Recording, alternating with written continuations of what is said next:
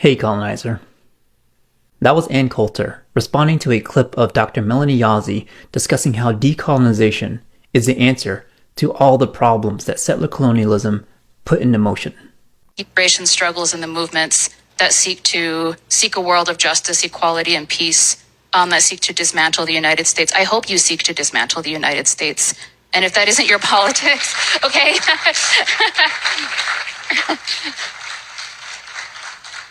I speak as if everybody has this commitment. And the thing is that you should listen to Indigenous people when they're telling you that this is the goal. And that not only is this the goal, but this is the starting point. Because I think Nick articulated this very clearly. Decolonization is the only thing that is going to save us as a species, is the only thing that's going to save us as a planet. And everyone should just be on board with it, no questions asked. You see, Ms. Yazzie said, for liberation movements who are seeking equality, justice, and peace, we need to dismantle the United States. And if your immediate response to that is, we didn't kill enough Indians, that is what we need to dismantle. That is white supremacy. Her response is an attack on Indigenous knowledge. Because if people really began to listen to Indigenous scholars, healers, water protectors, land defenders, the foundations of settler colonialism begin to crack. So when Dr. Yazzie says decolonization can save the world, she's not being radical. She's being real. Because the systems that were built upon our genocide, capitalism, white supremacy, greed extraction, they're destroying the world. And this is why Indigenous scholarship and resistance is necessary. Coulter and many others weaponize the words in an attempt to silence us. But we won't be silenced, because we are powerful, we are disruptive, and our future is sacred. So no, you didn't kill enough, because we are still here, and we're not going anywhere. If you would like to learn more from Dr. Melanie Yazzie, please follow her and her team on the Red Nation podcast. You'll find amazing conversations about decolonization and more about Indigenous knowledge.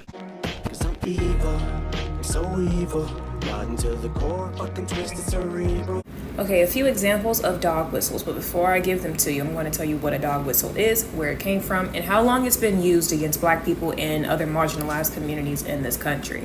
Now, naturally, when you hear the word dog whistle, you probably go directly to politics, but in reality, they're used every day by everyday people. Now, what is a dog whistle? The way I would explain it is, it's just a calculated way to manipulate someone into agreeing with you and attacking another person without that other person knowing that they're being attacked or that an attack is on the way. For instance, a big one would be when an officer is arresting a Black person and they say, stop resisting. What they're really saying is they're about to use deadly force. And the reason that they say it is not for you. It's because the other police officers now know, oh snap, it's about to get real. Because stop resisting has almost always led to a Black man being brutalized. Now, dog whistles aren't only just one or two letter sayings. No, it can also be a situation. Say, I saw a restaurant not long ago, weeks ago, where this Black couple didn't want to pay for their food because none of their food was right or something. So the restaurant owner in South Carolina, with mostly white people, white patrons inside, said these people are refusing to pay for their food. He was speaking to them directly about this black family who was the only Black family in there. He was using the authority that he had over the restaurant, and also using his position as a white man to get the rest of the white people in the restaurant riled up so that they could also be on his side, possibly harming this family. Now, mind you, dog whistles work best when most people don't know about them. Dog whistles are not just words, they're actions. I think every Black person has been in a situation where they're in a disagreement with a white person or Mexican person, someone that's non-Black, and they say, oh, you're being aggressive, or oh, you're intimidating me. Those are dog whistles. And it's not to convey an actual message of, I feel attacked when you're talking to me this way. They're not conveying that message to you. They're conveying that message to the people around them to invoke a certain response. Being called hard to work with, that's also a dog whistle. Specifically for Black people that are just known for speaking out against injustices. Trust me, I'm one of them. The word urban used in certain contexts. For instance, say if there's two white people, they're talking, it's oh no, it's more urban. Urban is Black to them. These are all dog whistles. I don't have an entire list of them, but I would love for you guys to put some examples in the comments so that more people can be aware of these. A lot of times you can mistake a dog whistle for a microaggression. In reality, it's a macroaggression. It's definitely on the same scale. It's just they're not talking to you. They're talking to the people around you so that they can get on their side while attacking you. But yeah, I would love it to know if you guys have more dog whistles that I didn't mention, or that you also have seen or heard. Put it in the comments below. Also, guys, I have a nonprofit dedicated to keeping Black history in our schools. We need as many donations as possible. Don't let my following fool you. I barely get any support. The support I do get, I really do appreciate it, but I really need help. I'm trying to bring this 2-hour after-school program to teach Black history to life. But yeah, tap the link tree in my bio, and don't forget to comment. What do you think? Conservative political analyst Ann Coulter, I didn't even know this loser was still around, recently tweeted, "We didn't kill enough Indians." Apparently she was responding to Melanie Yazzie, a Dene activist, scholar, college professor, and one of the co-hosts of the Red Nation podcast, one of the best, most radical and relevant podcasts out there. Yazzie was talking about the land back movement, decolonization, and the future of America. Ann Coulter's response to Dr. Yazzie is nothing new. It's just classic Indian hating. Native people are a reminder to the dominant society, the people who run this country, to the status quo, that this land was stolen. Indigenous existence is a threat to the dominant political ideologies of this country. The success of this settler colonial project is dependent on the erasure of indigenous peoples. Like I said, Indian hating is classic Americana. The only good Indian is a dead Indian. Kill the Indian, save the man. We didn't kill enough Indians. President Teddy Roosevelt, one of the guys on Mount Rushmore, said that not all good Indians are dead Indians, but 9 out of 10 are. John Shivington, the preacher behind the Sand Creek Massacre, said, "Nits make lice, kill them all, big and small." He's basically calling for the extermination of Native people, including women and children. United States General William Tecumseh Sherman, decorated war hero, also called for the extermination of indigenous men, women, and children. Like I said, Indian hating is an American tradition. It's always preceded removals, massacres, land theft, boarding schools, and policies of forced assimilation. Am I shocked by Ann Coulter's words? No, and nobody else should be. She's a disgusting, despicable excuse for a human being. She always has been. And she's really just following in the footsteps of her forefathers. She's just one more mouthpiece for a system built on indigenous blood and genocide denial. So her comments are not that clever. She's definitely not authentic or all that original. She's just your typical anti-native racist, and trust me, there's plenty out there. There's a lot of people who love natives when we break out the drum, dance and sing and burn some sage. But once you start telling the truth and start talking about land back and decolonization, what's happening at Oak Flat, the MMIW crisis, all the issues that Dr. Yazzie was bringing up, that's when you find out who your real allies are.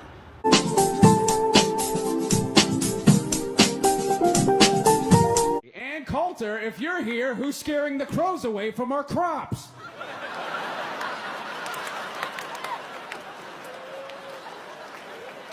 Ann describes herself as a polemicist, but most people call her a cunt.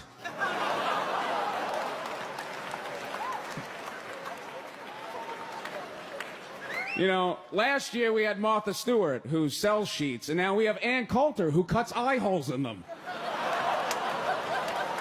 Constitutional rights to freedom of contract, freedom of association, all of that was to make up for the legacy of slavery and Jim Crow. So unless these benefits are going to, roughly defined, foundational Black Americans, the descendants of American slaves, you've taken away the whole purpose of this. And that is exactly what's happened once we got this huge load of immigrants. Now, a Thai who arrived on Wednesday will get an advantage applying to college, applying to corporations, over over, a heterosexual white male in particular. That's the biggest hate group. But any white American. And all of the civil rights laws have been, and affirmative action and so on, have been twisted into just anti-white hatred and open, egregious discrimination. So to make the point that Kamala isn't a foundational black American. I'm always pointing out to black people, hey, have you noticed Indians are getting all the good diversity jobs? What did we do to Indians? We didn't enslave them. I mean, most of these immigrants coming in, most are from, 90% of legal immigrants are from the third world. And mostly we've just run around saving them from earthquakes and tornadoes and coups and starvation.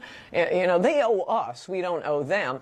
But to switch from the concept of integration and civil rights for black Americans to this BS-y diversity, it's nothing but discrimination against white people. And that point should be made not just to, as I think Trump is always thinking, oh, he's going to win the black vote. He's not going to win the black vote. You ought to do things because they're the right thing to do, not because this is an appeal to black people, like releasing criminals. He thinks he's going to get the black vote by being soft on crime.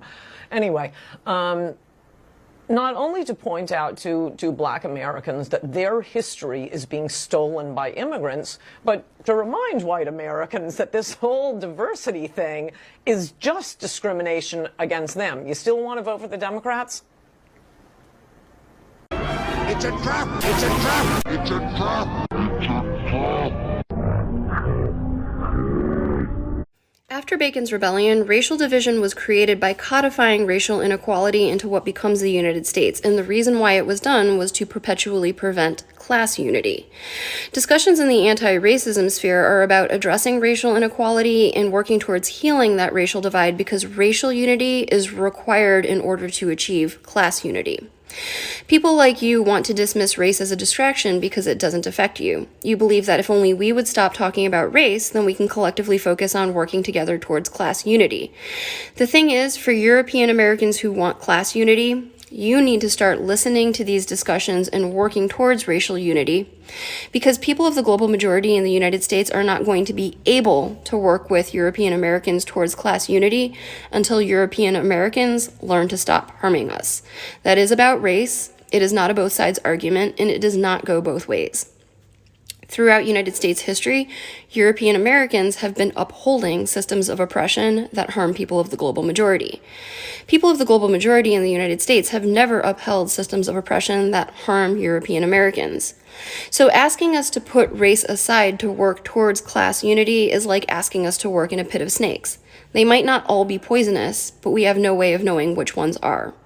And especially in the case of some of you, it's like asking us to work with a coworker whom, with the support and knowledge of ownership, comes to work every morning, punches us in the face, immediately denies doing it, wonders why we're not doing our job as well as they are, goes home and feels that they are entitled to earning more because of their superior work ethic, but feels that still they're not being paid enough.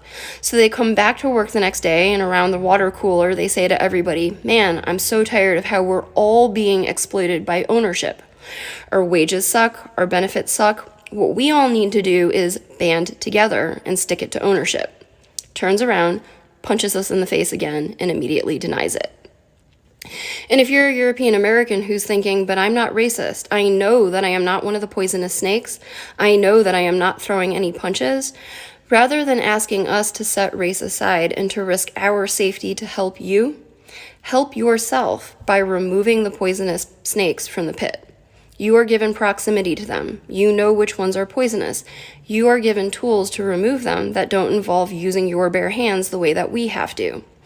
Rather than asking us to turn the other cheek, help yourself by intercepting the punch. You are given the proximity to do that without having to take the punch or to throw your own fists.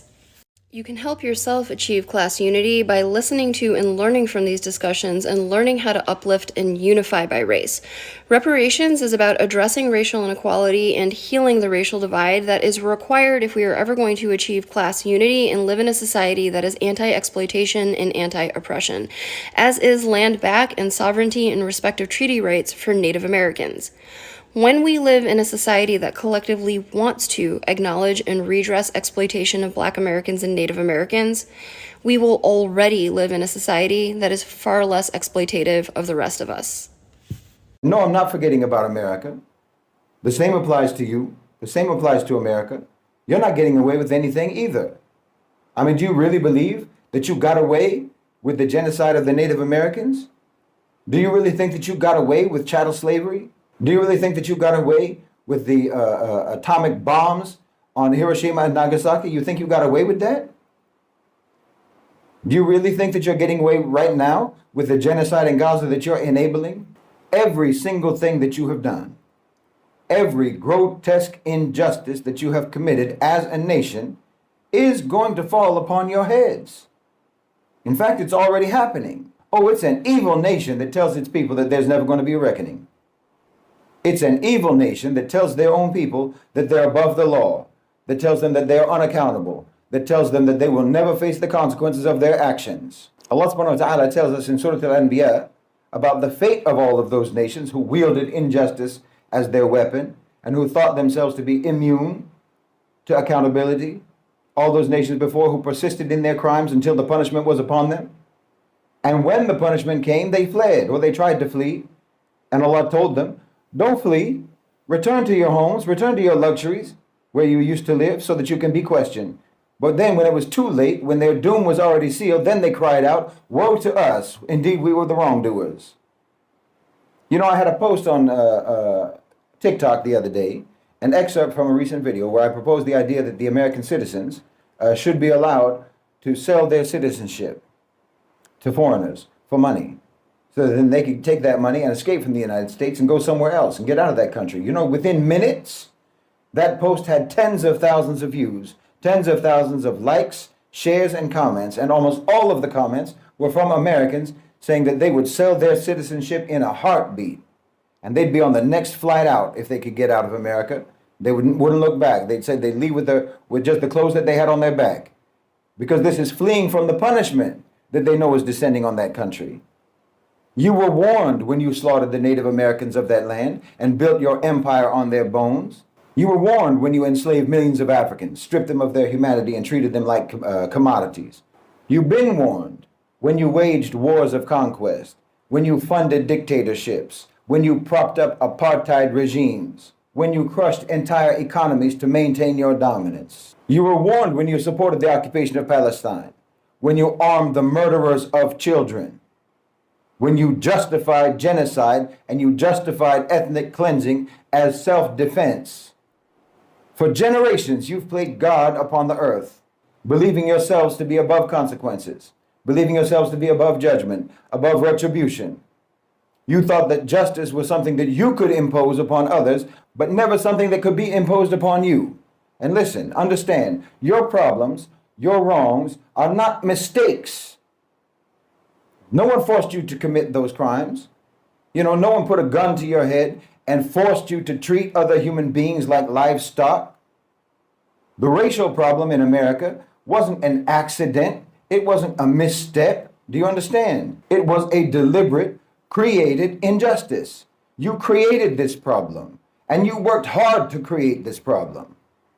You didn't just hate African people, you concocted a whole quasi-scientific rationale to justify it. You willfully interpreted your religious text to try to justify it. You built a complex propaganda, indoctrination, brainwashing, miseducation system to try to implant it into the minds of your people, to reinforce the evil. Do you understand? You did this with commitment. You worked diligently, relentlessly, and invested massive energy, time, money, intellect, and effort to enforce, to maintain, and to preserve the injustice you created. And you created an economic system, a machine for managing your economy through war, through torture, through maiming, crippling, killing, and carnage. No one made you do that. You chose to do that. And you maintain and defend that system until today. You can't just say, oops, and let's move on. You have never addressed what it is about you that made you choose to do these things, that made you create these injustices, that made you systematize these injustices and protect them for decades upon decades.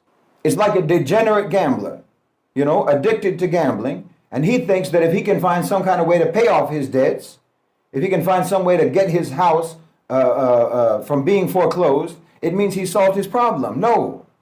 His problem is his addiction to gambling. So America, you have never addressed what is internally wrong with your culture, with your so-called civilization that has made you do these things, that has made you do the things that you have done. Not to mention, like I said, you have never actually ever even stopped doing those things. But you think that if you can just keep kicking the can of consequences down the road, then you never have to change. This is what you think. You think that you're succeeding. You think that your way is working. But Allah subhanahu wa ta'ala tells us that He did not create the heavens and the earth and everything that is in between them, in play, in jest, in amusement. The world is not a playground for your power. The world is a stage for divine justice. The laws of history are not written by your institutions. They are decreed by the one who governs the cosmos. And when the balance is broken, Allah subhanahu wa ta'ala restores it through whatever means necessary. And now, America, you're beginning to see the consequences in America. The cracks in your empire are showing. Your economy is crumbling under the weight of its own corruption. Your political system is paralyzed. It's been hijacked by oligarchs. Your streets are filled with rage and division and despair. You're witnessing the slow dismantling of the very power that you wielded against others. Now you cry out, woe to us, indeed we were wrongdoers. But it's too late. You failed to make amends. You failed to atone. You failed to repent. Instead, you doubled down on your tyranny. You waged new wars. You funded new massacres. You armed new oppressors. You stood by and cheered as Gaza was burned to the ground, as hospitals were bombed, as mothers cradled their dead children in their arms. And you called all of this security. You called all of this defense.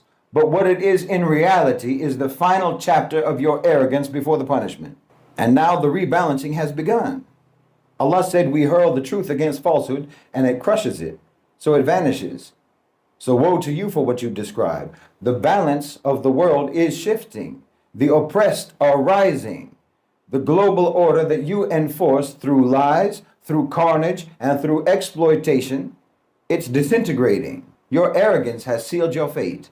And now the truth that you suppressed is crashing down upon you. For the believers, for the Muslims, this is a reminder.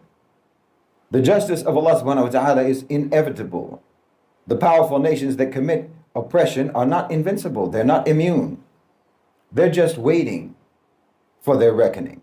And for those people who still stand with injustice, return to your homes, return to your luxuries, return to your comforts if you can. But your predecessors, all this time, actually built nothing for your nation except an all-encompassing catastrophe. In fact, you've done nothing for 400 years but cultivate your own end. They said that when God had decreed a punishment upon a people, those people would see the dark clouds moving across the horizon towards them. And I'm telling you, those clouds are thick and heavy on the American horizon today. Everything will be answered for.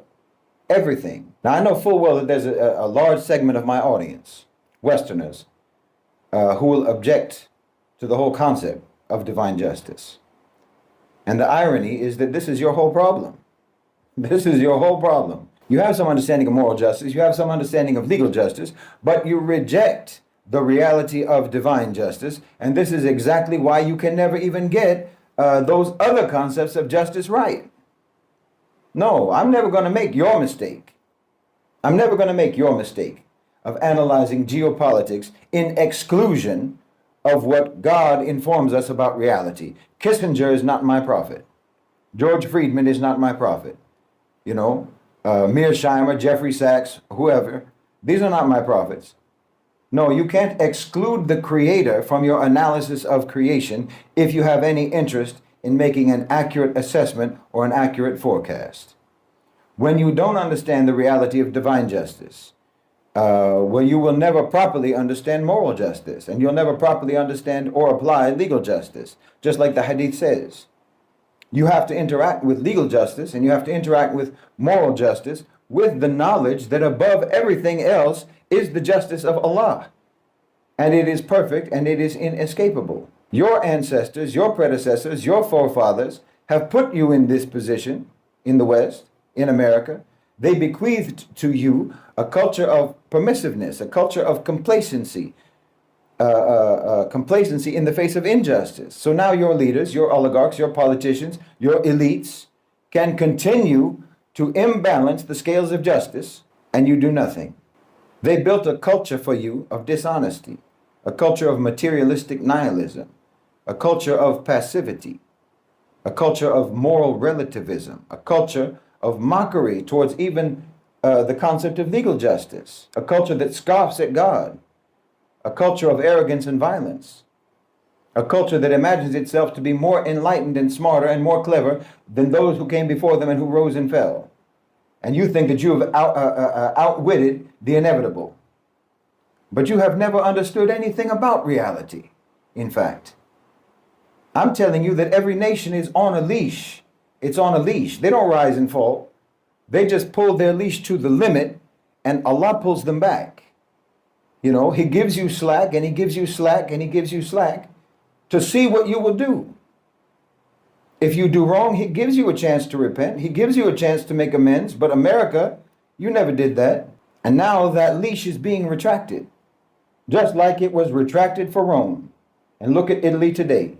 Just like it was retracted for the British Empire, and look at England today. And just like it was retracted for the French. And now look at them today. Look at France right now. Look at the Belgians. Look at the Portuguese. Look at the Spanish. Look at all of them today. What's their state? You know, Rome ruled vast territories across Europe, across North Africa, across the Middle East for centuries. Its legions were unrivaled. You know, its administration was sophisticated. Its cultural influence reshaped civilization itself. It was, for its time, the superpower. But today, what remains of that once great empire? Italy is a nation of political instability, economic fragility, and deep societal fractures. It struggles with debt. It struggles with high unemployment and irrelevance on the global stage. Italy is irrelevant on the global stage. A country that once dictated the fate of continents is now unable to dictate its own domestic affairs without external influence. Subhanallah. And Britain once controlled a quarter of the world's land and people. They colonized, they looted, they enslaved entire nations. London was the center of global decision-making. The British Navy was unmatched, and their empire spanned all the way from Africa to Asia, from the Caribbean to the Pacific. And where are they now? What's their state now? It's a broken nation, clinging to the illusions of power, the nostalgia. Their economy is in decline. Their political leadership is a global laughingstock. Their military is a shadow of its former self. Why, Britain today is subservient to America, to American interests, dependent on alliances to exist, incapable of independent action. Even its own kingdom, so-called, is fracturing. Scotland and Northern Ireland are seeking separation. Everybody wants to get away from them, you know? And same with France. They boasted a great colonial empire, ruling over vast territories in Africa, Indochina, and the Caribbean. They also looted resources, imposed their language and their culture, and they brutally suppressed resistance. They were feared. But today, look at France. It's plagued by economic stagnation, racial tensions, domestic unrest. Their so-called great nation is in crisis. Its streets are filled with protests every day. Its politicians are exposed for corruption. People laugh at them. All of their former colonies have slipped from their grasp. You know, they cling to a delusion of relevance by trying to interfere in African affairs until now. But they are consistently being humiliated and rejected by the very nations that they once ruled. And think about Spain. The Spanish Empire conquered and plundered most of the Americas, using brutal force and subjugation against the indigenous populations. The Spanish galleons that are so famous in history, carrying their gold and silver from the colonies back to Spain, making it one of the wealthiest nations of all time. And today, Spain is an afterthought, economically weak, politically fractured, and constantly teetering on instability. Even within Spain, just like with Scotland and Northern Ireland, you've got the Basques and the Catalonians wanting independence from Spain. Spain was once the ruler of all the Americas, and now they're struggling to maintain unity within their own borders. And Belgium, think about Belgium. It's a tiny European nation that was once one of the most brutal colonial powers in history. King Leopold turned the Congo into his personal slaughterhouse, killing millions upon millions in the pursuit of rubber and ivory. But look at today. Again, Belgium is economically weak, politically divided, and militarily non-existent. It has no global influence whatsoever. Its greatest claim of importance is that it hosts the headquarters of the European Union, which is an institution where Belgium itself is barely relevant.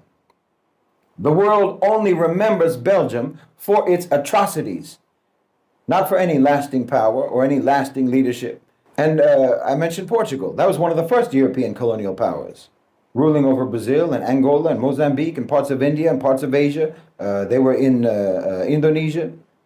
They were the pioneers of the transatlantic slave trade, carrying millions of people into bondage. Now, Portugal is a minor nation on the periphery of Europe, economically dependent on tourism, suffering from youth emigration. Everyone is leaving.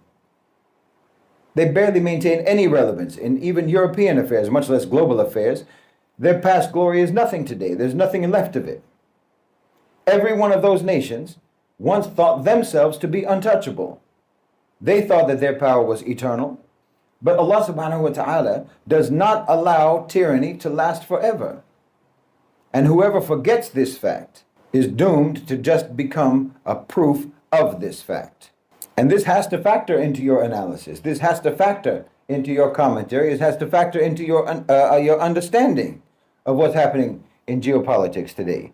It has to factor into your understanding of current affairs. It has to factor into your understanding of economics and politics and so on. If you don't understand the reality of divine justice, if you don't understand the patterns of how divine justice is manifested throughout history, you won't be able to read events properly. You won't be able to even understand what is inevitable to come. The same way that the Zionists want to keep discussion and keep all conversation about Palestine within the realm of so-called moral justice, where everything is subjective and everyone has a right to their opinion. They don't want to talk about legal justice because that is a very clear issue, the violation of the law, where the laws have been broken and are continuously being broken by Israel. They never want to talk about that. And it's the same way with the Westerners, that you never want to talk about divine justice. You want to keep all discussion within moral justice and legal justice. You don't want to bring in divine justice. I know that there's a lot of people who don't want me to talk about these things, who don't want me to bring religion, so-called bring religion, into my analysis. But that's a manipulative way of even phrasing it. Because no, I'm not bringing religion into it. You're the one who insists on keeping religion out of it. That would be like, for you, your ideology is maybe, say, Marxism or it's capitalism. You never take capitalism out of the conversation, do you? Capitalism has to be involved in every conversation about every topic, whether it's politics or economics or history. You bring capitalism into every subject. But no one can tell you, well, why do you bring capitalism into this? Why do you have to analyze world events, or why do you have to analyze current affairs through the Marxist lens or through the capitalist lens? Right? No, it's understood. You have a viewpoint. You have sources of your own, sources that have informed your own analysis, have formed your own understanding of the world and your own paradigms, the paradigms that you operate under through your analysis. Well, Islam is the informer of mine. My analysis is informed by Islam. My analysis is informed by the Quran and the Sunnah. And I'm probably right more often than you are. No Western philosophy, no Western intellectual trend is as reliable as a source for understanding the world as the Quran and the Sunnah. So yes, that's the basis for my understanding. And you can like it or not like it, but you should just get used to it. Because the West's ability to force atheist thinking upon all intellectual endeavors is coming to an end. And the Muslim population, the Muslim ummah, is rising. And our intellectual approach will always integrate Islam into how we understand the world. And that's why our understanding of the world is always going to be superior.